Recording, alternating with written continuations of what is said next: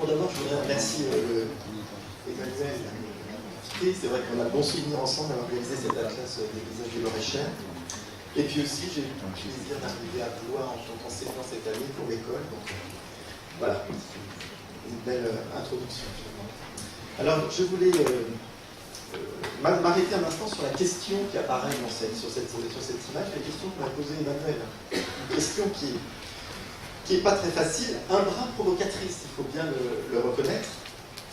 Et je vous propose en première partie peut-être qu'on essaie de comprendre cette question du périurbain par rapport à la question du paysage. Et puis peut-être en répartition en même temps, ça vous me direz, quelques images. Alors, la question est un brin provocatrice, il faut qu'on la reformule un petit peu. La question c'est, peut-on vivre et regarder le périurbain comme digne d'intérêt, au point d'en avoir une approche patrimoniale, protectrice, préservatrice, conservatoire, une approche, en un mot, amoureuse en fait. Autre formulation de la question, qu'y a-t-il de valable dans le périurbain, volontiers marqué par l'entrechoquement violent de l'urbain et du rural, dans un mélange qui détonne.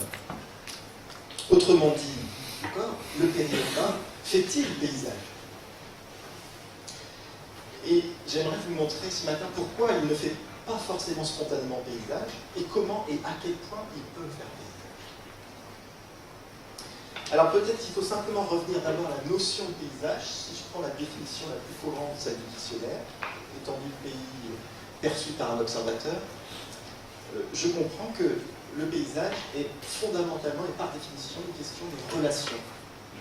Parce que mon étendue de pays, c'est déjà tout un écheveau de relations entre géologie, un relief, une végétation, une agriculture, une urbanisation, une infrastructure, etc. Et puis, perçu par un observateur, c'est donc toute la question de la relation, là, à nouveau, entre un observateur et les pays, l'étendue du territoire, entre une société et son territoire. Une relation, cette fois, d'ordre sensible, culturel, qui s'exprime par les représentations littéraires, culturelles, artistiques, etc., qu'on peut en avoir. Le périurbain marque une rencontre entre l'urbain et le rural, et parce qu'il marque une rencontre, une relation, il est paysage en puissance. Alors pourquoi dérange-t-il? Pourquoi a-t-on du mal à le percevoir comme paysage, avec sa dimension patrimoniale amoureuse dont je parlais? Il dérange parce qu'il n'offre pas un paysage urbain au sens classique du terme, avec ses centres-villes et même par endroits ses banlieues patrimonialisés par des inventaires, des monuments historiques, des AVAP, des secteurs sauvegardés, etc. Et il n'offre pas non plus un paysage rural, lui aussi patrimonialisé par endroits, par des inventaires de patrimoine rural, de faune et de flore à travers des INF, mais aussi par des sites classés, des parcs naturels régionaux, des parcs nationaux, des zones agricoles protégées, et beaucoup de dispositions spécifiques à la nature, les arrêtés de protection de biotope, les réserves naturelles, les zones naturelles, etc. Le périurbain, entre les deux, offre un paysage autre, un paysage que l'on ne sait pas qualifier par lui-même. Il reste satellisé dans l'orbite turbulente des deux mondes qui s'y rencontrent. On le qualifie de périurbain, on pourrait tout autant le qualifier de périrural, c'est juste une question de point de vue. Mais dans les deux cas, il n'est pas vraiment reconnu pour lui-même. Il dérange parce que cette relation n'est pas construite, elle est subie. J'ai besoin pour ma ville d'équipements pas très nobles, mais très utiles, des stations d'épuration, des rocades, des voies rapides et des échangeurs, des zones d'activité, des zones logistiques, des postes électriques, des panneaux de pub, des logements sociaux, des lignes à haute tension. Je les mets autour, dans le périurbain. Et je fais le paysage périurbain, ou je le défais, sans le construire, sans le penser, sans le vouloir. Tant que nous porterons un regard périphérique sur le périurbain restera le territoire où la logique globale domine et écrase la logique locale. Il dérange parce qu'il échappe à notre modèle culturel ancien que j'appelle depuis longtemps le modèle culturel du rempart. Et il faut s'arrêter un instant sur cette notion de modèle culturel du rempart pour deux raisons. Parce que c'est pareil que l'on comprend des erreurs de jugement qu'on porte sur le périurbain, et c'est par cette notion aussi qu'on peut saisir les possibilités paysagères assez merveilleuses qu'offre le périurbain pour peu que l'on repense les formes de relation entre l'urbain et le rural de façon renouvelée et contemporaine. La question est la suivante. Urbain et rural, ville et nature, sont des figures de l'espace qui ont longtemps été opposées et complémentaires à la fois. Comment cette relation, pensée en termes de paysage, peut-elle fabriquer le territoire contemporain de façon durable? Comment peut-elle faire du périurbain un paysage au plein sens du terme? Depuis 70 ans en moyenne, puis à la fin de la Deuxième Guerre, mais ça dépend des endroits, entre 30 ans à 100 ans selon les secteurs, vous savez que nous surconsommons de l'espace pour urbaniser, alors même que l'on ne construit pas assez de logements. Cette surconsommation s'accélère. Nous artificialisons non plus l'équivalent d'un département tous les 10 ans, mais tous les 7 ans. Donc, en 7 ans, le Loir-et-Cher entièrement artificialisé. C'est le rythme actuel. Cet étalement est révélateur de la crise qui affecte la relation ville-nature dans sa dimension spatiale. En termes d'urbanisme et de paysage, cette crise est d'abord celle des limites et des échelles. C'est la crise du modèle culturel du rempart. Ce modèle, directement hérité du Moyen-Âge, mais sans doute beaucoup plus ancien d'ailleurs, a dessiné l'essentiel de nos paysages de façon lisible et économe, en dissociant nettement la ville et la nature dans une complémentarité et une proximité immédiate. C'est un modèle de la ville concentrée, compacte, dira plus tard Vauban, clairement dissocié et individualisé par l'espace ouvert qui la circonscrit, qui rend le paysage lisible, compréhensible, intelligible. Il a aussi, ce modèle, façonné notre regard sur le cadre de vie, et c'est en cela qu'il est un modèle culturel. Alors en quelques décennies, donc, ce modèle du rempart a été battu en brèche. La révolution des transports a rendu apparemment superflue la proximité entre densité de ville et densité de nature. Puisque les asperges solognotes peuvent désormais venir de Grèce ou du Pérou, à quoi bon garder à portée de main mon champ d'asperges? Puisque ma voiture me permet de me déplacer facilement, pourquoi ne pas habiter cette campagne devenue moins vitale et souvent moins chère que le centre-ville? À quoi bon économiser un espace devenu apparemment moins indispensable? Le rempart est abattu. La ligne rouge est franchie. Aucune nouvelle limite ne vient matérialiser la rencontre du bâti au non-bâti pour construire le paysage. Sinon un trait abstrait et fragile porté sur un document d'urbanisme très révisable. De proche en proche, tout devient constructible à terme. Dès lors, pourquoi faire dense? Pourquoi me coller à mon voisin et renvoyer hors de ma clôture un espace de nature que je peux m'offrir pour moi-même, dans mon jardin, tout autour de ma ville? Le modèle culturel du rempart, donc, n'est pas mort en fait. Il a radicalement changé d'échelle. Il s'est atomisé. Il est passé du village collectif dans son ensemble à la parcelle individuelle. Chaque maison est une bastide.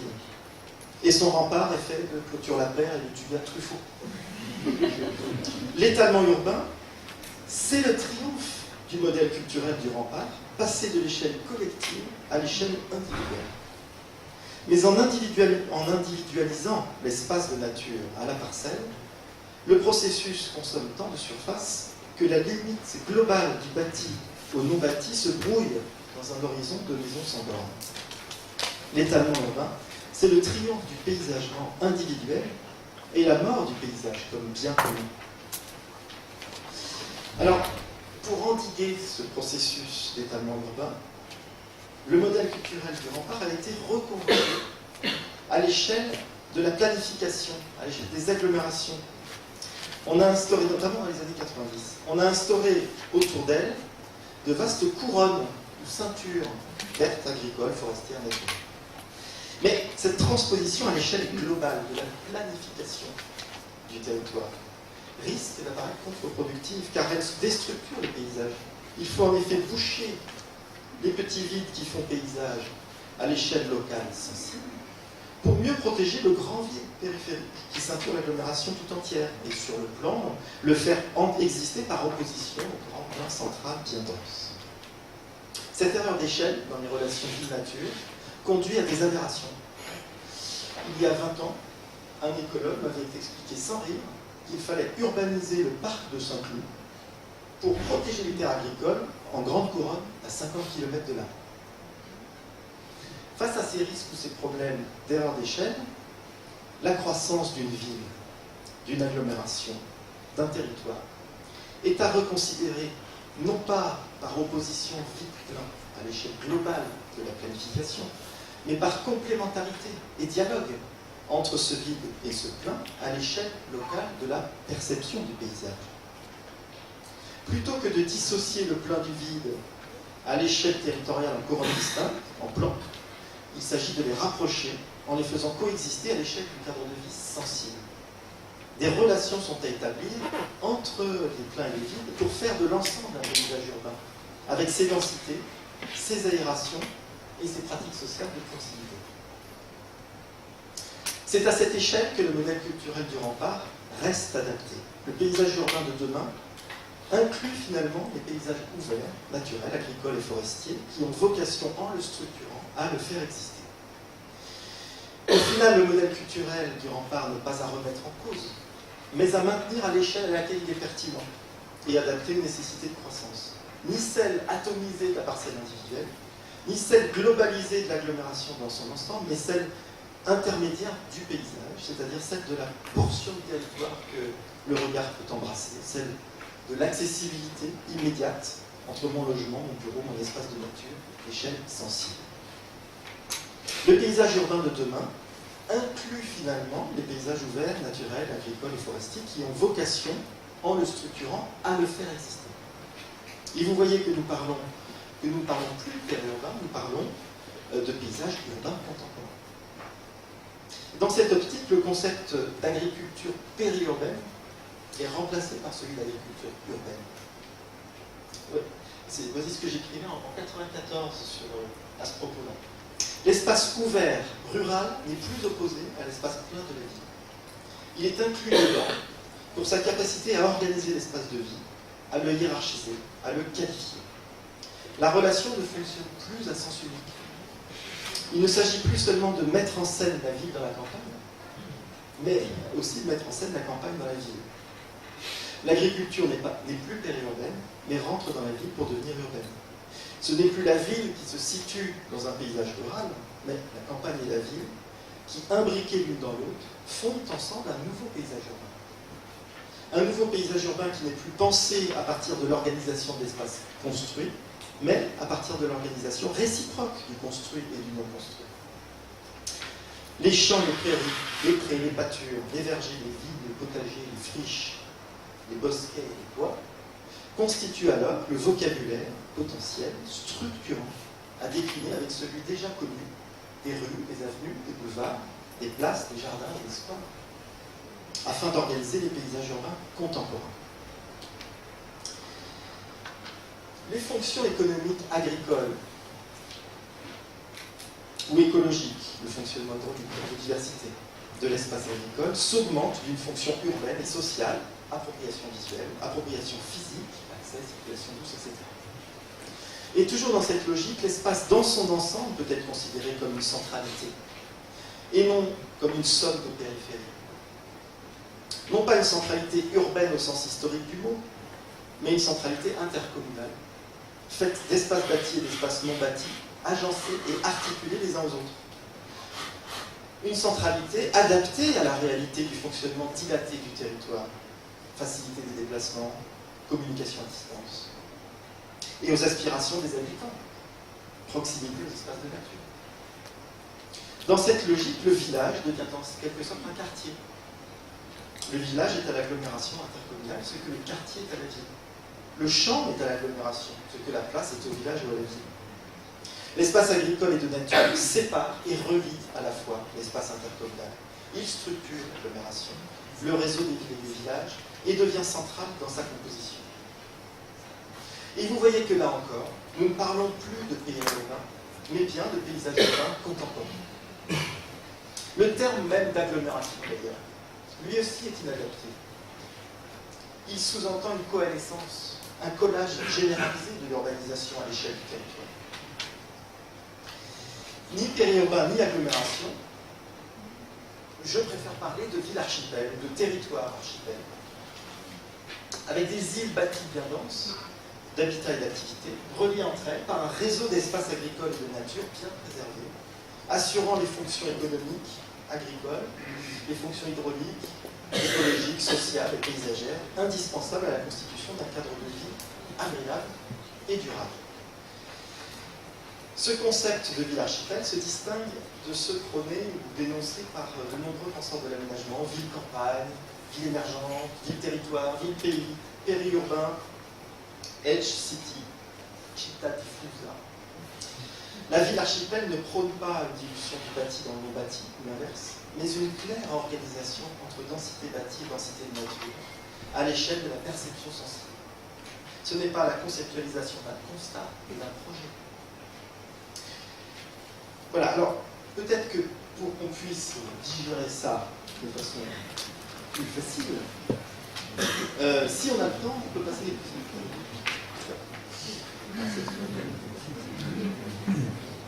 Alors sur l'action, parce que c'est un peu ça la question, comment agir, comment passer du périurbain ou du périurbain au territoire archipel, c'est un peu la question. Je vous propose d'illustrer trois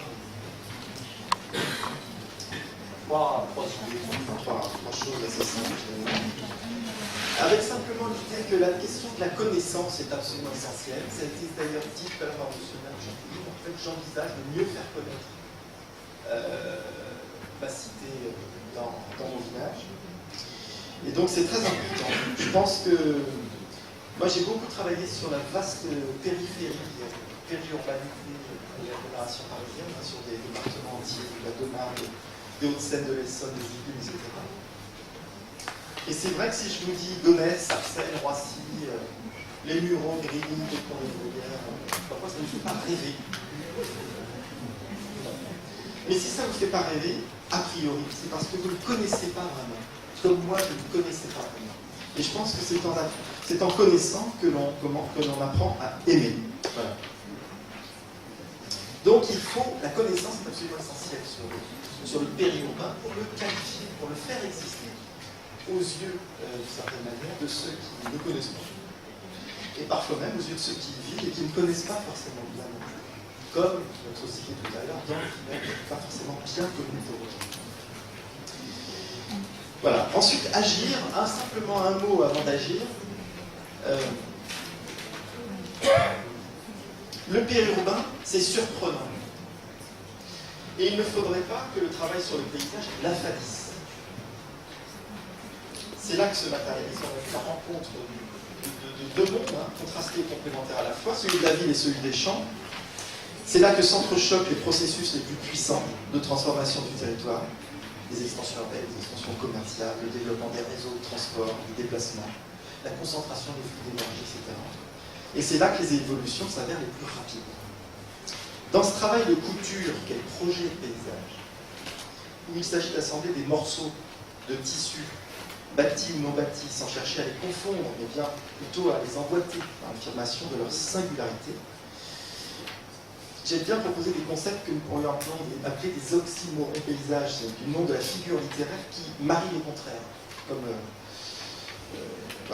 marie les contraires. Il s'agit de redonner du sens à des contrastes saisissants qu'on trouve dans le périurbain, fruit du hasard des collages, des juxtapositions, des confrontations.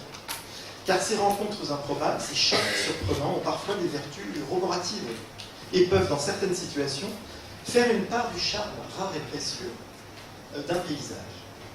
Un peu comme des cuisines inventives qui surprennent par le mariage de saveurs opposées, sucré salé, doux amer, épicé fruité, etc. Ici, ce sont nos pupilles plutôt que nos papilles qui sont surprises. Et plutôt que de gommer ces particularités dans des aménagements bien pensants, le travail consiste à définir les tracés qui vont permettre de les faire coexister, fonctionner ensemble, sans perdre la force de leur rencontre. Alors j'ai dit qu'il y avait 3 éléments que je voulais éventuellement vous montrer pour ça. D'abord, la notion de charpente paysagère. La charpente paysagère, ou la trame paysagère, on en parle aussi, de la ville archipel, c'est l'addition et la mise en réseau des espaces non bâtis qui structurent la ville intercommunale. Elle intègre les circulations douces, les points de franchissement des infrastructures, qui sont un vrai problème dans le développement, les coupures, afin de garantir la mise en réseau de ces espaces au bénéfice des habitants ainsi que des autres animaux et des plantes. Donc c'est un peu plus large que la notion de trame verte et bleue qui reste très concentrée sur les plantes et les animaux. Alors la charpente paysagère, je vais vous montrer essentiellement une image juste sur le scope de l'agglomération bordelaise, et même avant qu'il soit scope, le SDO de l'agglomération bordelaise, sur lequel j'avais travaillé avec l'agence d'urbanisme de Bordeaux, et son directeur qui est décédé cet été, Francis Cuillier.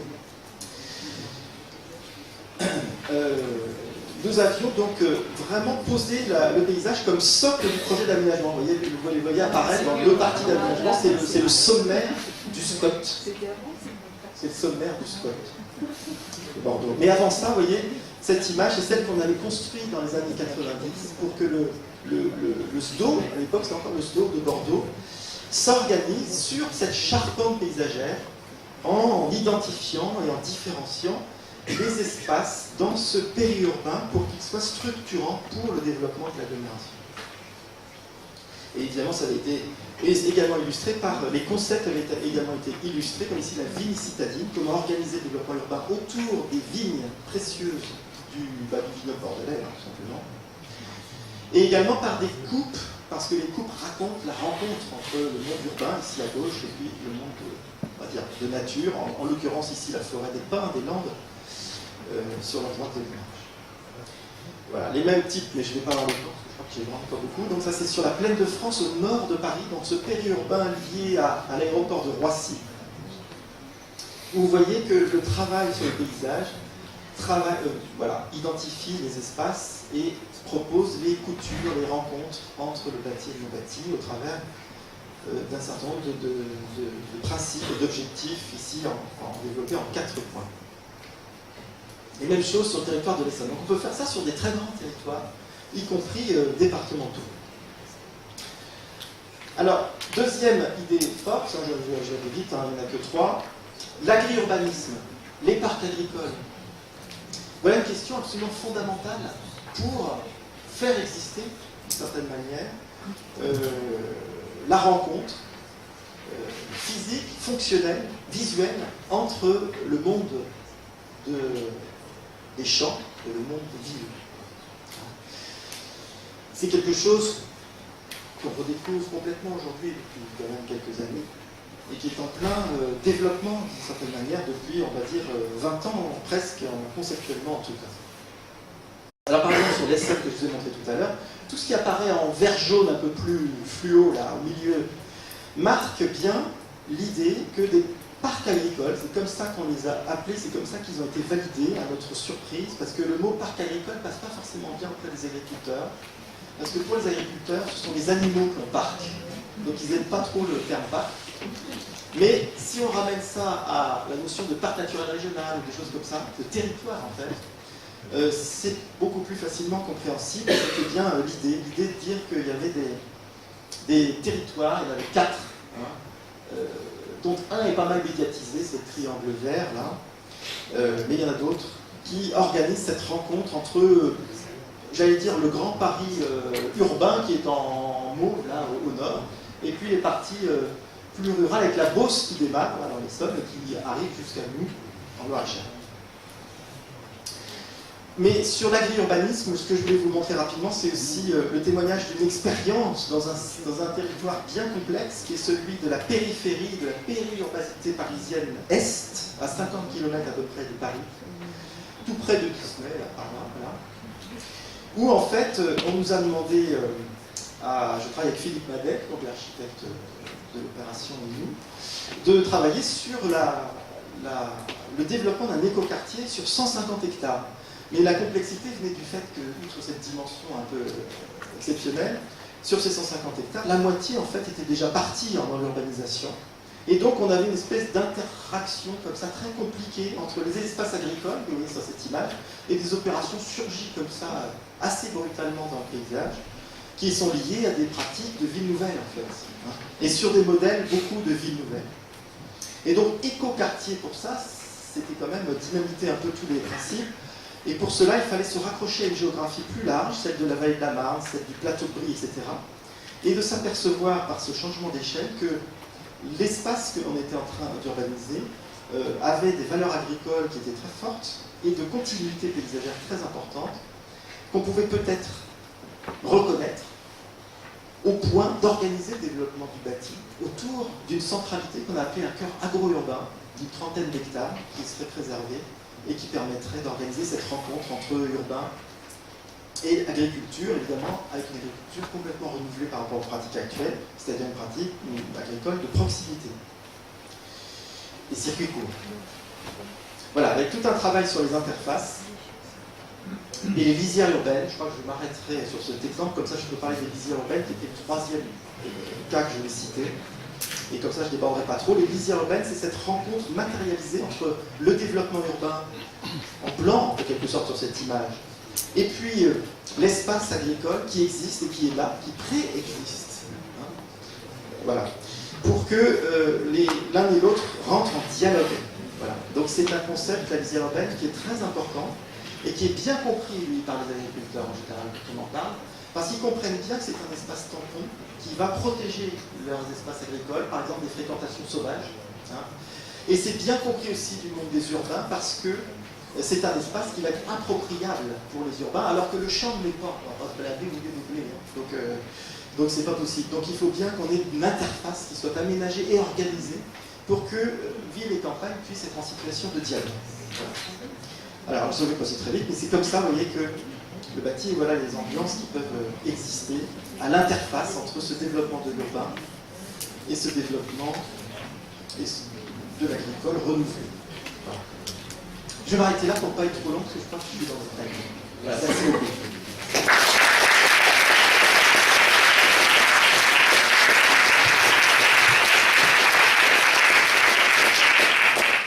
Des questions, des réactions dans la salle?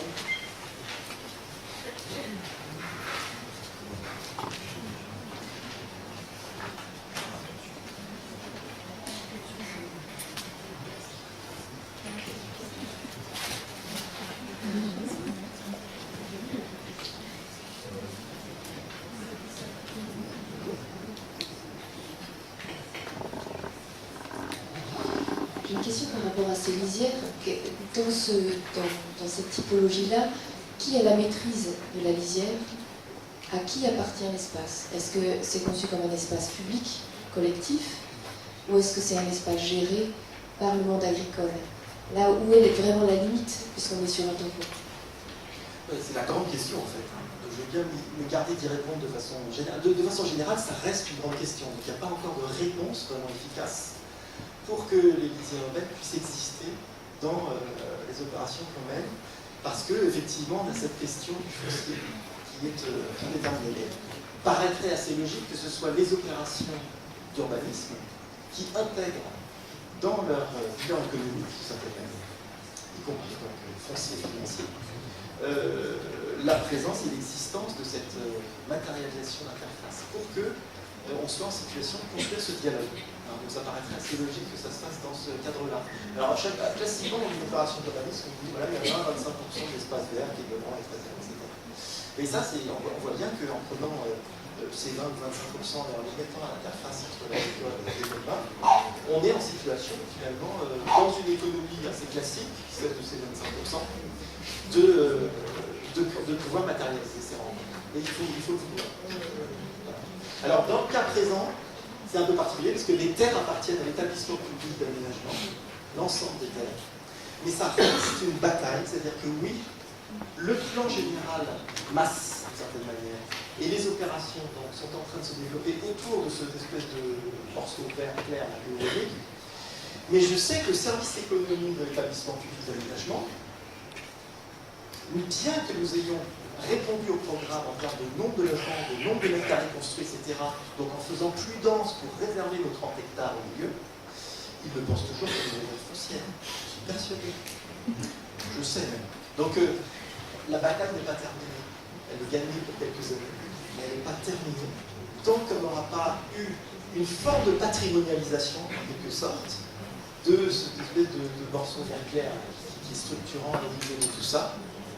Et cette forme de patrimonialisation, vous voyez qu'elle passe par les usages. C'est-à-dire que moi, je crois, au-delà des politiques de protection réglementaire, etc., je crois à la force des usages. S'il y a une économie, s'il y a des usages de proximité, ça, qui se mettent en place et qui font que non seulement ça existe sur le plan, mais ça existe dans la réalité vécue, pour reprendre le terme qui a été employé dans le premier exposé, dans le paysage vécu, alors, de fait, ce sera impossible de l'urbaniser parce qu'on ira contre les habitudes et les usages établis par la population et on aura vu et vécu en quelque sorte l'utilité de nos outils.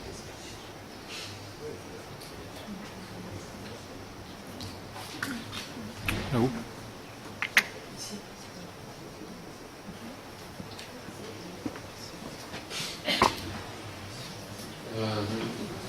J'aurais voulu votre opinion sur le risque que cette théorisation d'une sortie de la dichotomie ville-campagne ne devienne pas elle-même, dans d'autres contextes qu'une ville nouvelle par exemple, une sorte d'instrument plus doux de l'étalement et du mutage.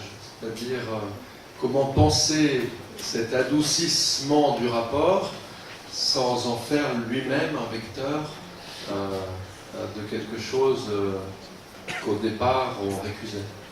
Oui, mais je crois qu'il y a une forme de décantation du territoire à avoir aujourd'hui. Cette image de décantation que je prendrais, c'est-à-dire qu'en fait on est aujourd'hui dans une situation d'émulsion généralisée avec de l'individuel qui est un consommateur d'espace, avec des densités de 5-8 logements à l'hectare, donc c'est très consommateur d'espace. Et la décantation qui est proposée en fait au travers de ça, c'est l'idée de pas simplement parler de densité urbaine, mais de parler de densité de nature aussi. C'est-à-dire qu'aujourd'hui, la émulsion généralisée, elle ne fait dense ni dans un cas ni dans l'autre. C'est-à-dire ni la nature, dans le mot nature, je mets des espaces à l'époque, des espaces non bâtis, l'image de nature, en avoir les gens, on va dire, même si le terme est abusif dans le mot. Pas aussi, voilà.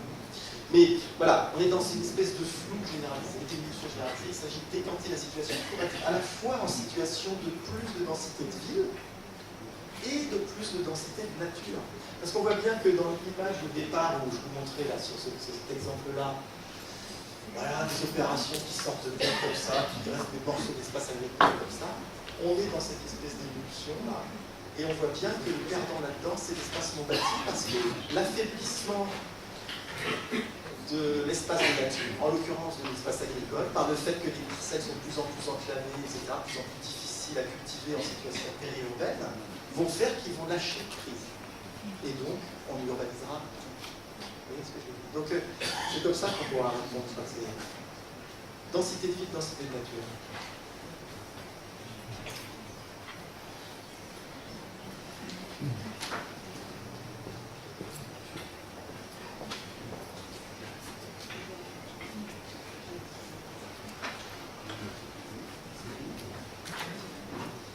Il n'y a plus de questions? Bon, ben, s'il n'y a plus de questions, on va remercier le patron.